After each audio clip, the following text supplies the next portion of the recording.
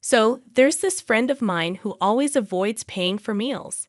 Every time we go out, she conveniently leaves without paying, and I end up covering the bill all the time. Once, she invited me to a hotel and suddenly told me to pay $1,500 for our stay. I was confused and asked her what she was talking about. She insisted that I should foot the bill for our lodging, which seemed completely unreasonable. I'm still shocked, but I've decided it's time to make her face reality. I'm Michelle, a 45-year-old office worker. I live with my husband of 18 years, our daughter in middle school, and our son in elementary school. Since both my husband and I work, we share household chores. Whoever has some free time does the dishes, and we work together to manage our daily lives. My husband is really involved with our kids, driving our daughter to sports activities and playing catch with our son. He's an awesome dad, and I feel fortunate to spend time with such a caring husband and adorable children. One day, someone disrupted my peaceful routine. While I was taking out the trash in the morning, my neighbor and fellow mom Susan asked if I wanted to go for coffee sometime. I hesitantly replied, "Coffee, really?" She explained that there's a new trendy cafe nearby with delicious Korean bread, and she thought we could go together. Although I wasn't too excited, I agreed to go on Saturday. Susan, who hadn't spoken much before, seemed really enthusiastic. I was initially planning to decline because I prefer spending my weekends with my family after a busy week of work, house chores, and taking care of the kids. However, Susan knew my children's schedules and mentioned that on Saturday, my daughter has sports and my son has plans with friends. Surprised, I asked her how she knew, and she cheerfully shared that she heard it from David, who is in the same sports activities as my daughter, and my son mentioned his plans. Feeling a bit pressured by Susan's good mood and information about my kids' plans, I reluctantly agreed to go to the cafe on Saturday. She left after setting the date and meeting place, and I found myself committed to our coffee outing. On Saturday, I was feeling a bit down because I had worked extra hours. We were supposed to meet at the station, but Susan was late, and she didn't apologize. Even when we reached the cafe, there was a long line, mostly of young people. I suggested going to another place, but Susan insisted on waiting because she really wanted to try the bread there. After an hour of waiting, we finally got a seat. Susan, feeling tired, commented that I should have gotten the drinks while we waited. I apologized, and despite my frustration, I smiled. The bread she recommended was indeed delicious, and I thought about bringing my family next time. As we were about to leave, Susan suddenly needed to use the restroom. I waited for 5 more minutes, feeling the stares of people waiting, and ended up paying the bill. After another 10 minutes outside, Susan came out, saying her stomach hurt a little. I asked about her condition, but she said she was fine and walked ahead of me. Trying to talk, Susan cut me off and insisted I choose a drink. Even when I declined, she pushed me to pick something. I chose tea, and she said it's on her, looking satisfied. I thanked her, but I couldn't help feeling uneasy.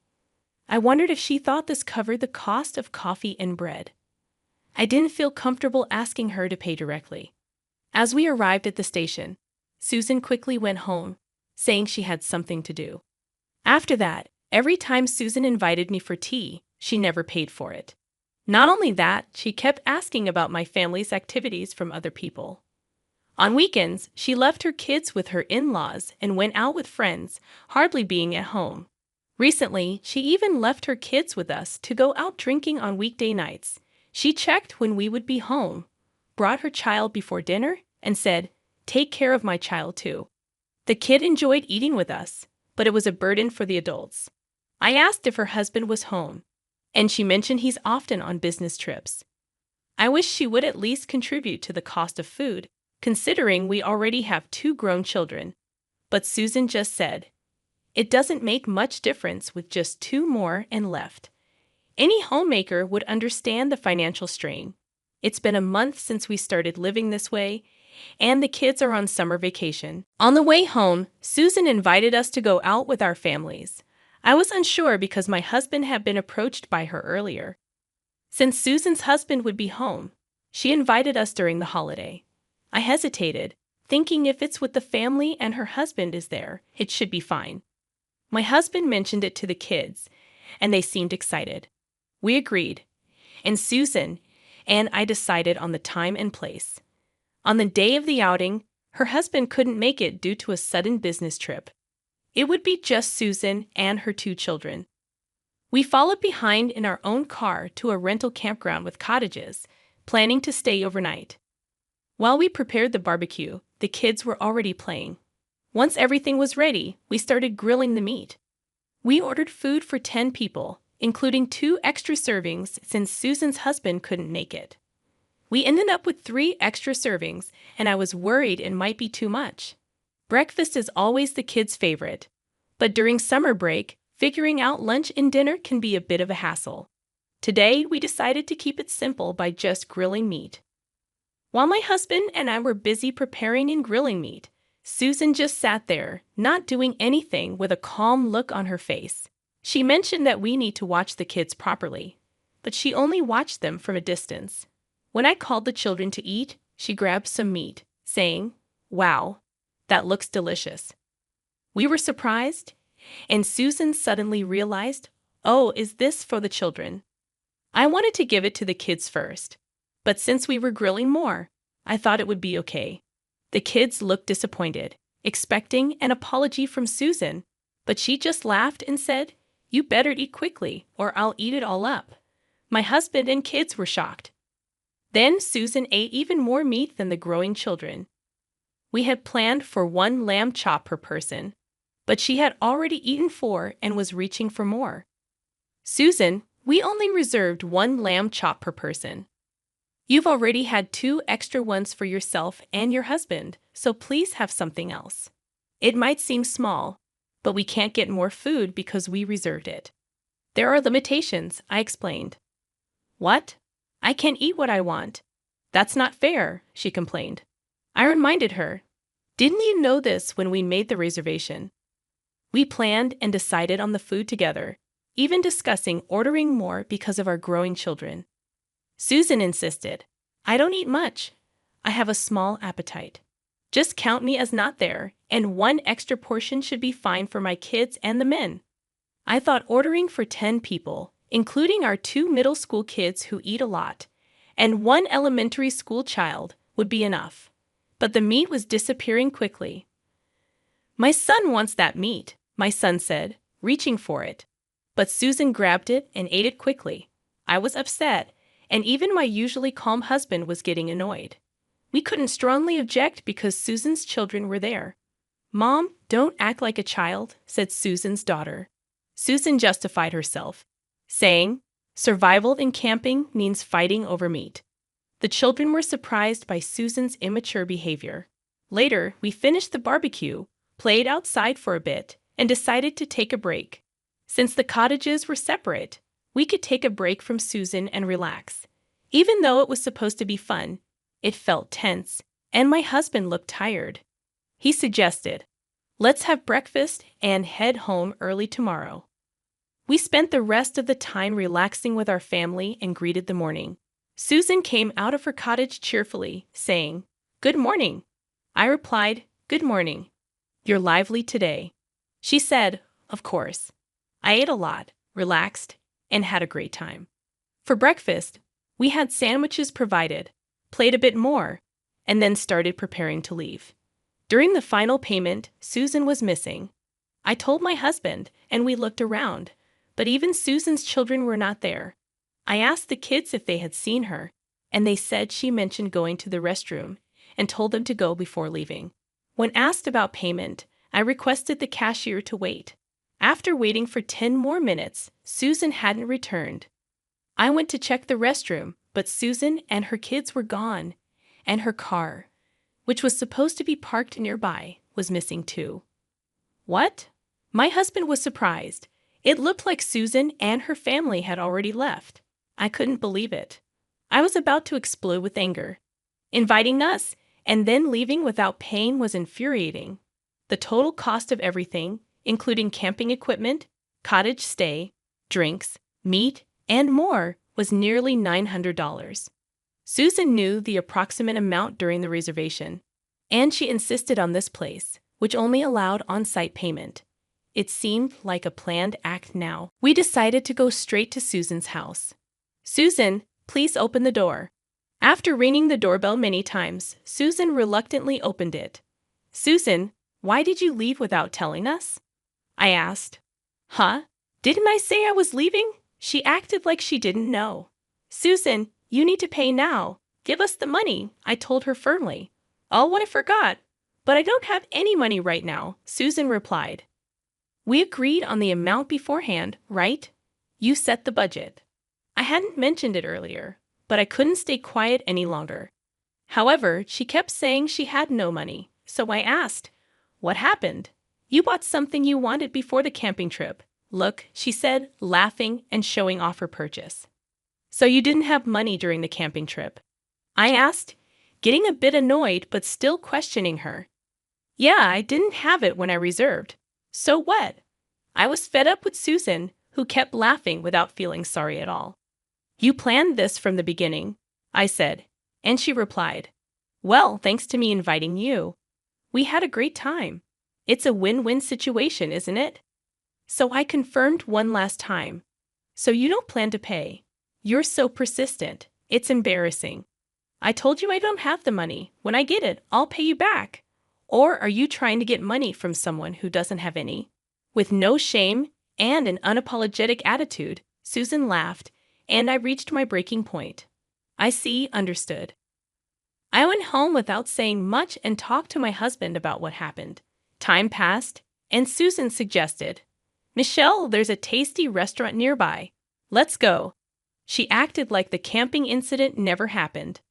"I'm sorry, but I'm busy, so I can't go." I had been saying no to Susan's invites for a few months, getting impatient. Susan came up to me looking angry, saying, "Are you avoiding me? Still upset about the camping thing? A few hundred or a few $1,000s, it doesn't matter. I can't believe you'd avoid someone over that, even if it were a lot more."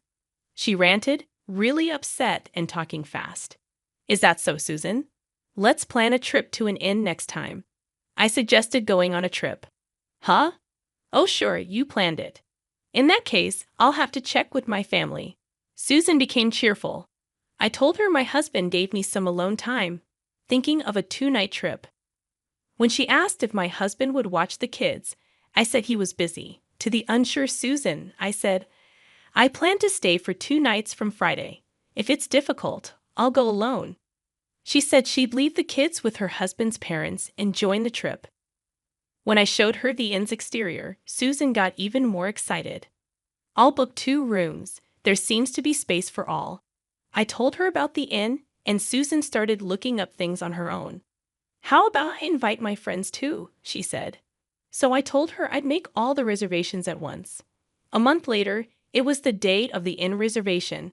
Susan and her friends were at my house, looking confused. "Aren't you driving us?" "Oh, sorry, I have to stop by my in-laws, so let's go separately," I said, and Susan reluctantly agreed. We drove to the inn in different cars. "Wow, can't believe we're staying at such a nice place, Michelle." "Thanks."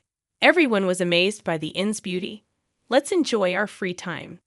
Susan and her friends were having a great time, seeming to forget about me. The first day was just eating, bathing, and sleeping. After the bath, I found Susan and her friends having a secret talk. "Hey, Susan, can you really afford to stay at this expensive inn?" One of Susan's friends asked. "Yep, it's all on me," Susan bragged. "Amazing. It's over $1,000 per person per night. So generous. Then I'll turn off notifications for texts and calls and enjoy this dream world until we leave." Susan said she'd pay for everyone's stay, and everyone got excited. The next morning, they went to the spa for massages and had a meaningful time relaxing. I tried texting Susan, but she didn't read or reply. Even at night, it seemed she was having a good time. "Hello, Michelle. It's morning already," cheerful Susan called. "Ah, yes, that's right," I replied, wondering why I was stating the obvious. "You overslept, so it's your fault, right? We're going home first, so pay $155,000. Susan said something totally unexpected. Huh, oversleep. $155,000? What are you talking about? I didn't understand what she meant. The person who comes last usually pays, right? Susan said. So I said, yeah, but I'm already home. Didn't you see my text? I had messaged Susan that I was going home. Oh, I wouldn't be looking at my phone in such an amazing place. I explained the situation to Susan. I went home on the second night because my mother-in-law wasn't feeling well. Originally, I was just picking up the kids and my husband, who were playing. But since my mother-in-law wasn't well, I left early. Why didn't you say something? Susan was angry. I told her my husband contacted me late, so I texted her. She asked about the bill, thinking I was avoiding paying my share.